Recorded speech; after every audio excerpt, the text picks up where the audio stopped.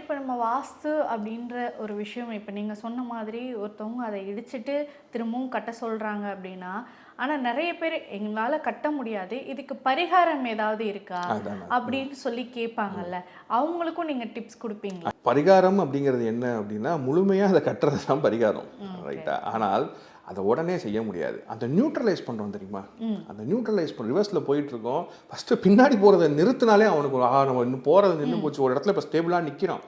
பேக்ல போல நம்ம வாழ்க்கை அப்படின்னு ஒரு இடத்துல அவனை நிக்க வைக்கிறோம் தெரியுமா? அங்க தான் பரிகாரம் வேலை பார்க்கும். ஓகே. திருப்பியும் ஃபர்ஸ்ட் கியர் போட்டு அவன் முன்னாடி வாழ்க்கையில போகணும்னா, அத முழுசா சரி பண்ணணும். இல்ல அந்த அந்த எனர்ஜி ஃபீல்ட விட்டு அவன் டோட்டலா வெளிய வரணும்.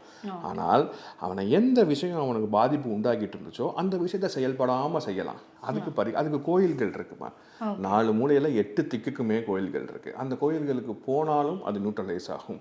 அங்கங்க சின்ன காப்பர் கம்பிகள், சில்வர் கம்பிகள் இதெல்லாம் வச்சு அதை நம்ம பிரிச்சு காட்டலாம். ஃபர்ஸ்ட் இப்படித்தான் வேலை பார்க்கும். அந்த இன்ஃபெக்ஷன் முழுசா பரவி உங்க வாழ்க்கையை அழிக்காம இருக்கிறதுக்காக அந்த பிரச்சனையை பிரிச்சு காட்டலாம்.